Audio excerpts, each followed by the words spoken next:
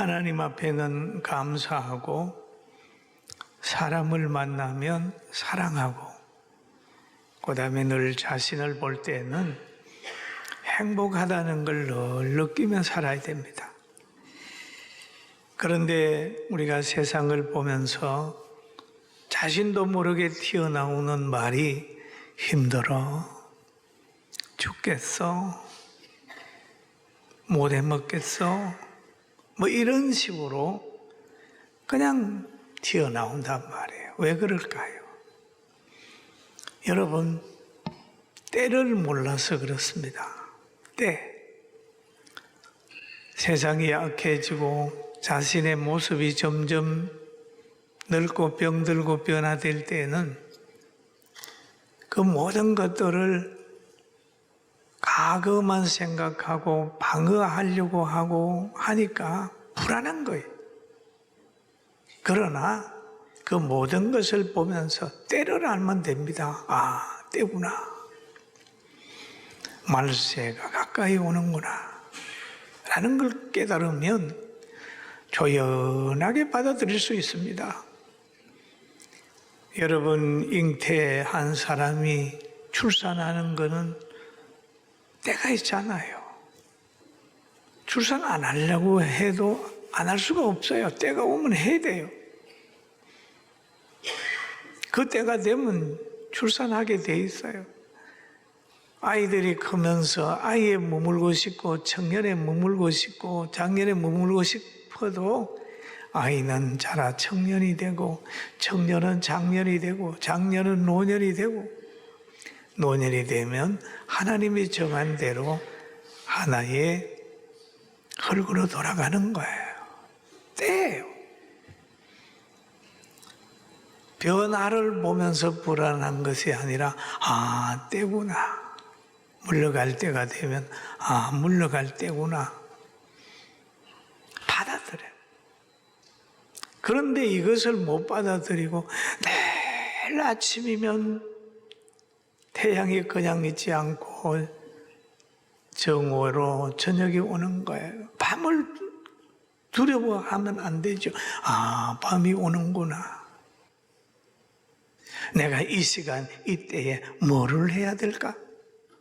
라는 생각을 하면 받아들이는 거예요. 저는 오늘 정말로 가치관이 잘못되고 사상이 잘못되어 있던 한 사람이 변화되어 가지고 거룩해 있어서 생명운동하는 이 사람이 보낸 편지, 데살로니가서에 있는 말씀을 통해서 은혜를 받고자 하는데 우리 다 은혜의 도가니에 들어가서 성령의 감동하심으로 승리하게 되기를 주의 이름으로 축원합니다. 아멘. 따라합시다. 나는 불안이 없다. 왜? 때를 아니까요. 때를 압니다. 불안할 거 없어요.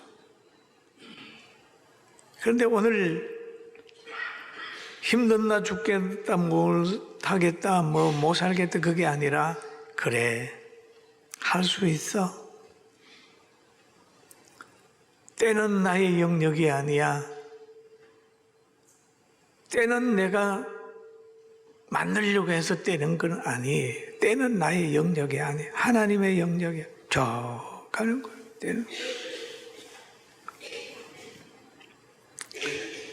오늘 데살로니가서에 보면은 이 편지한 사람이 바울이라는 사람인데요.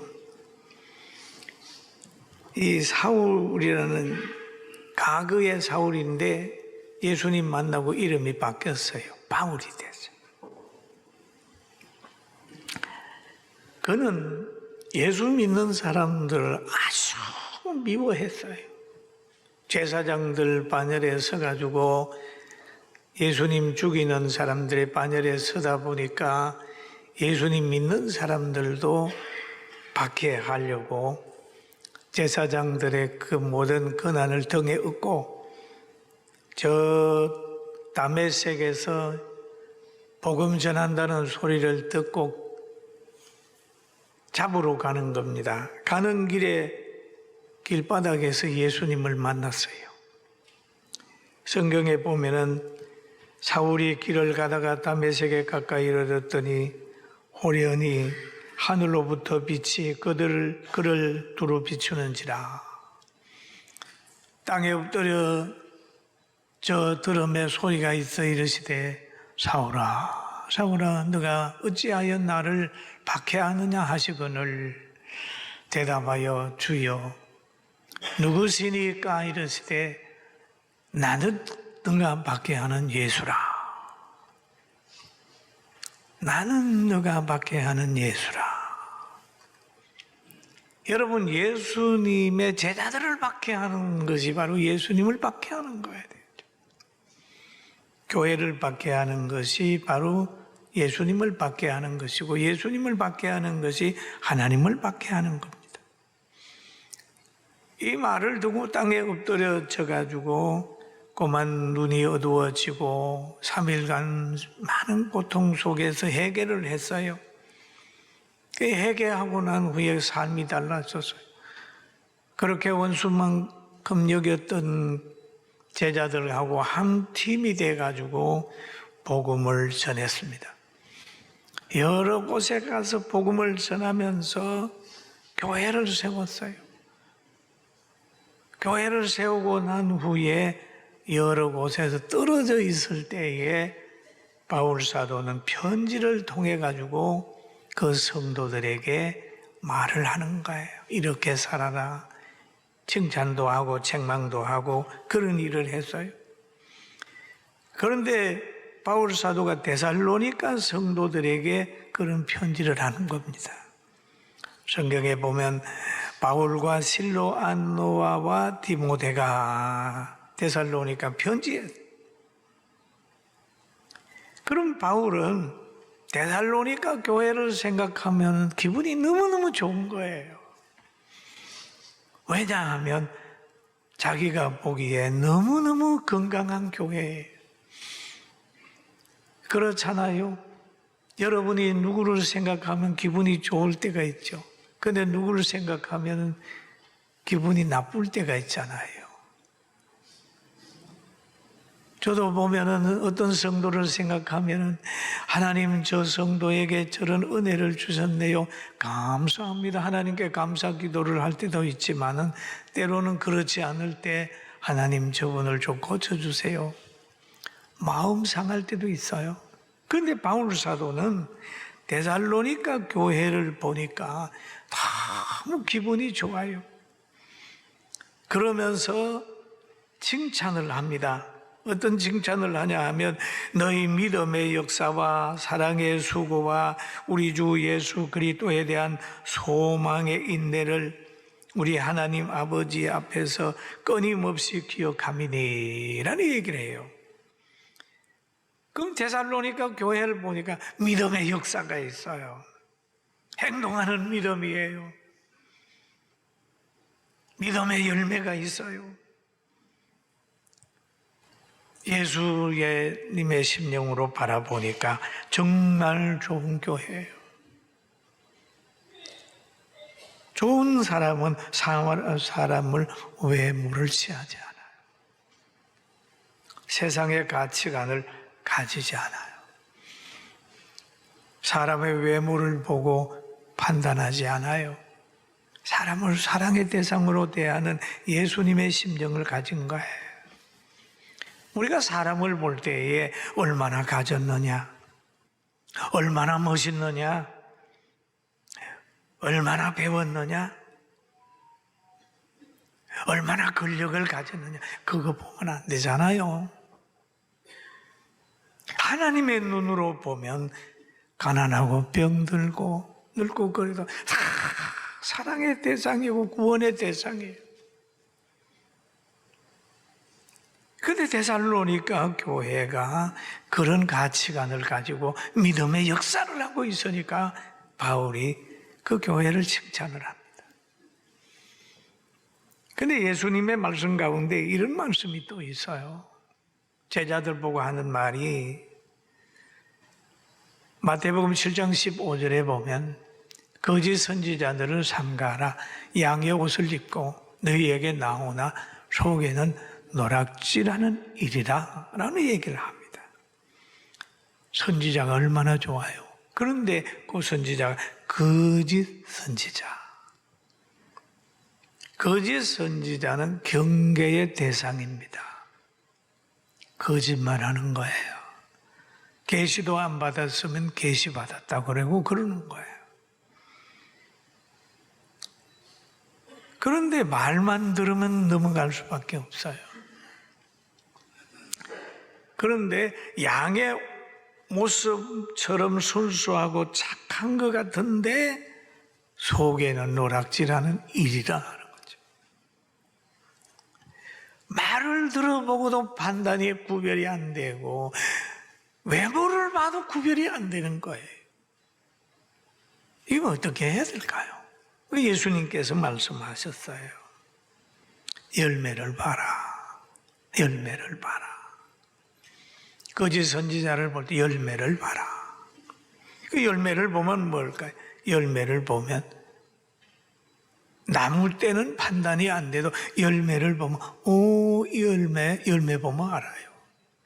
어린 아이들도요, 사과나무 그냥은 몰라요. 사과 보면 사과나무네, 배나무네, 감나무네, 고향나무네 이렇게 하는 거예요.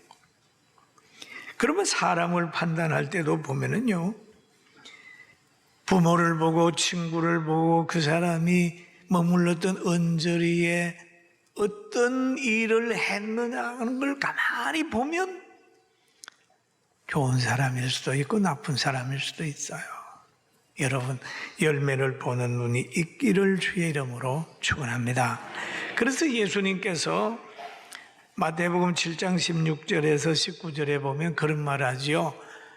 그들의 열매로 그들을 알지니 가시나무에서 포도를 또는 엉겅퀴에서 무화과를 따겠느냐.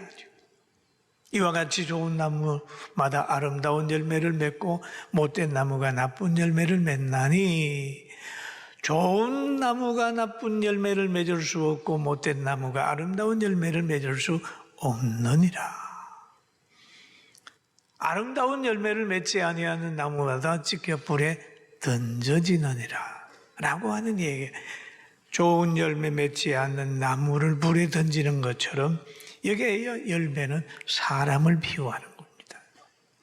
악인은 하나님께서 이렇게 정리한다는 말씀이죠. 그리고 이 성경을 읽다가 보면 정말 마음이 시리고 저릴 정도로 사실이 진리구나. 그 열매를 보면 그 사람들을 알고 그 사람들의 미래를 알 수 있어요. 그런데 데살로니가 교회에 보니까 믿음의 역사의 열매가 있는 거예요. 그러면서 또 얘기를 하면 사랑의 수고라는 얘기를 하고 있어요. 사랑의 수고. 여러분, 하나님이 우리를 사랑하잖아요. 하나님이 우리를 사랑하잖아요. 사랑은 말로만 되는 게 아니에요, 여러분. 하나님이 우리를 사랑하신 사랑은 독생 성자를 보냈잖아요. 이는 내 사랑하는 아들이요 내 기뻐하는 아들을 믿음 생활하는 사람 구원하기 위하여 보냈잖아요.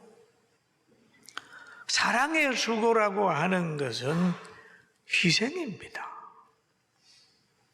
사랑의 수고. 자기 육신의 영광이나 이런 것을 받으려고 사랑한다면 사랑이 아니고 투자예요. 그 사랑 아니에요. 그래서 하나님이 세상을 이처럼 사랑하사 독생자를 주셨으니 뭐에 좋냐? 그 줬는데 그 장소가 굉장히 고통스러운 거예요. 어떤 사람 보면은 자녀들이 군에 갈 때도 막 울어요. 왜? 내 사랑하는 자녀가 군대에 가가지고 뭐 고생할까봐 눈물 흘린다. 조금만 자녀들이 어려움 당하면 막 분노하잖아. 그런데 하나님께서 독생 성자 예수 그리스도를 이 땅에 보내는 그 사랑을 우리는 자꾸 잊어버리고 사는 거예요. 하나님의 사랑을 기억합시다. 아멘. 그 사랑을 깨달으면 주의 일이 힘들다, 어렵다, 신앙생활하기 어렵다 이 얘기를 할 수가 없는 거예요.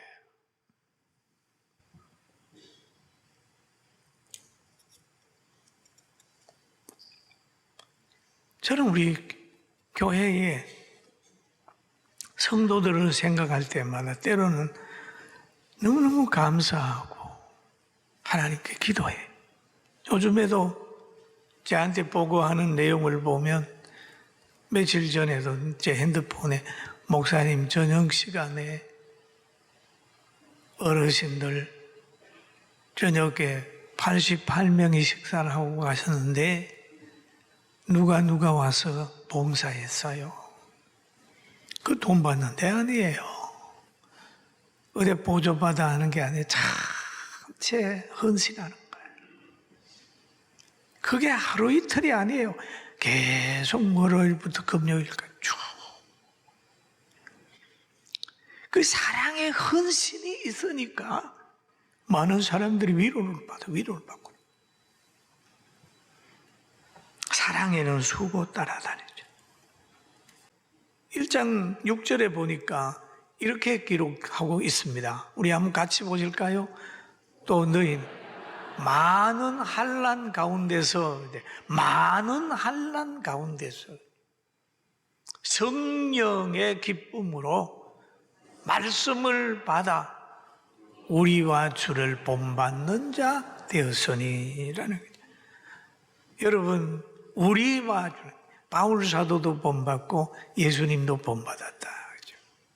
참 중요해요. 많은 환난 가운데서 많은 환난.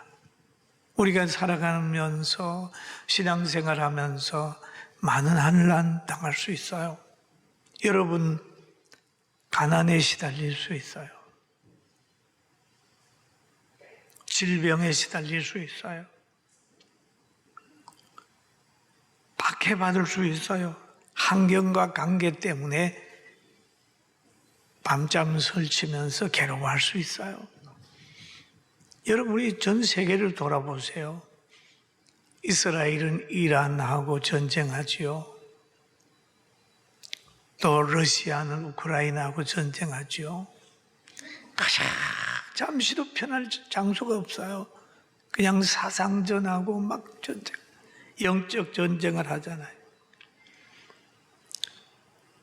그렇지만 이 많은 환난 가운데서도 성령으로 기쁨을 가지는, 땅에서는 기쁨과 안정을 찾을 수 없는 그런 환경이지만은 위에서 오는 기쁨을 가지게 되니까 사랑의 기도를 들을 수 있고 희망을 가질 수 있고 모든 환경을 이길 수 있는 거예요. 믿습니까? 여러분, 신자는요, 세상의 부유함에 안일해 있으면 행복하지 않아요. 저는 목회 46년 하면서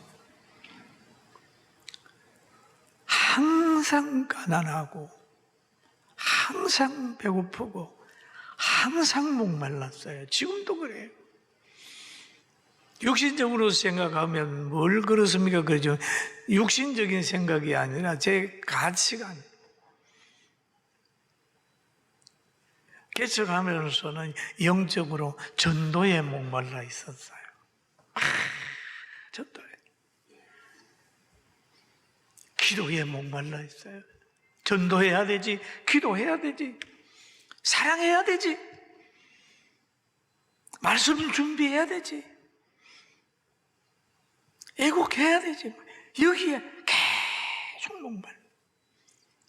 많은 사람들을 행복하게 해야 되지. 목말라 있는 거예요, 목말라.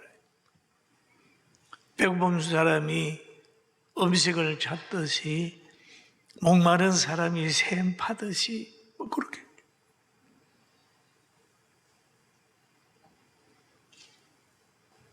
예수님이 그랬어요.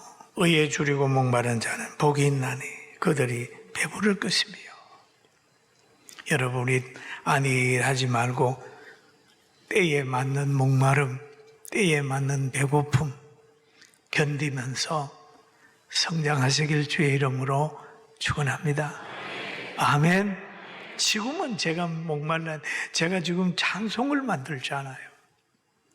지금 보니까 한 90곡 정도 찬송시가 찬송이 돼가지고 했는데, 이번에 미국에 가서 동행한 사람들이 찬송을 불렀어요.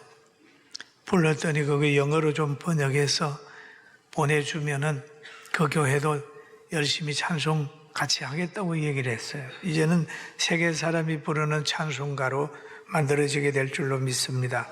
아멘. 성장에 빼고 목마르고, 부흥에 목마르고, 애국에 목마르고, 목말라야 돼. 사업을 하는 사람은 돈 버는데 목말라 있잖아요. 열심히 때에 따라서 목마름이 달라요. 학생은 공부하는데 목말라 있어야 돼. 애국에 목말라 있어야 돼. 그러니까 데살로니가 교회는 그 많은 환난 속에서도 성령의 기쁨을 가지고 있었다라는 얘기를 해요. 여러분, 환난이 문제가 아니라 성령의 역사가 없는 게 문제예요. 할렐루야. 아멘. 따라 성령의 역사가 있으면 환난 속에도 기쁨이 있다. 그럼요. 환난을 두려워하고 환난을 피하려고 하는 것보다도 성령의 역사를 체험을 하면 돼요. 성령의 역사. 그런데 구약 성경에 보면은 이런 말씀이 있어요. 구약 성경에 하박국 선지자는 그 당시에 전쟁의 소문이 있었어요. 그래가지고 그 소문을 듣는 사람들이 막 마음이 녹아지는 것 같았어요. 그리고 그는 그 환경을 보니까 무화과 나무가 무성하지 못하고 포도나무에 열매가 없고 감람나무에 소출이 없고 밭에는 먹을 것이 없고 우리에는 양이 없으며 외양간에 소가 없어요. 총체적 가난이, 평안과 기쁨이 있을 수 있는 것이 전혀 없는 거예요.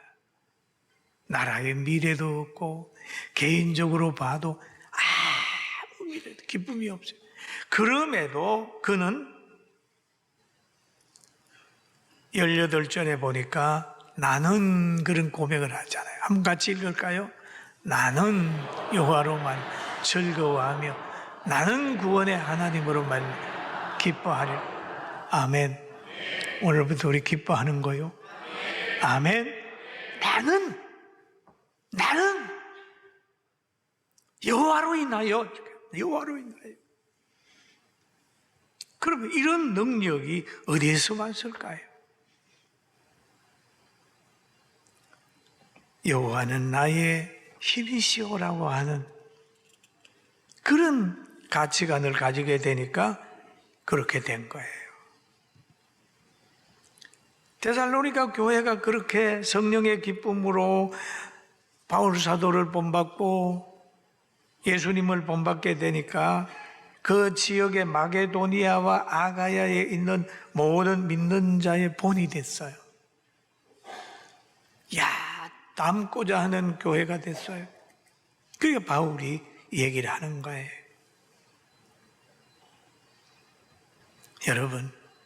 여러분도 믿는 자의 본이 되고 우리 교회도 믿는 자의 본이 돼서 지역과 나라를 살리고 정말로 아름다운 삶을 우리가 살아가게 되기를 주님의 이름으로 축원합니다. 아멘. 소문이 좋아야 돼. 소문요. 각처의 소문이, 이 데살로니가에 대한 소문이 막 각처에 퍼졌다고 그랬어요. 소문. 사탄은요 항상 나쁜 소문만 냅니다. 안 좋은 것만 봐요. 사람을 떡 만나도 그 사람 약점만 보는 거예요. 그러나 좋은 사람은요 장점을 보려고 노력하는 거예요. 장점. 교회도 마찬가지. 장점 얼마나 많습니까? 그런데 안 좋은 소문만 자꾸. 그런 사람은 불행한 사람이니까 우리 좋은 사람 됩시다. 아멘. 옆 사람 보고 좋은 사람 됩시다. 할렐루야. 좋은 사람, 좋은 사람, 좋은 사람. 그리고 우리 성민원도 좋은 소문이 나고 우리 교회도 소문이 나니까 이제 하와이 방송국, LA 방송국까지 이제 우리 교회 프로그램을 가지고 가요. 지금 우리 찬양한 그 찬양 그것들이 지금 해외에 가가지고 방송이 되는 거예요. 그러니까 여기에서 이런 말을 바울 사도가 마지막으로 하고 있는데 1장에 보면은 죽은 자들 가운데서 다시 살리신 그의 아들이 하늘로부터 강림하실 것을 너희가 어떻게 기다리는지 말하니 이는 장래 노하심에서 우리를 건지시는 예수라. 여러분, 예수 그리스도 안에서 우리의 모든 선한 길이 열린다는 것을 알고 오늘부터는 어느 때를 만나든지 불안해하지 말고 그 때에 하나님이 주시는 은혜를 생각하면서 행복하기를 주의 이름으로 축원합니다. 축원합니다. 축원합니다.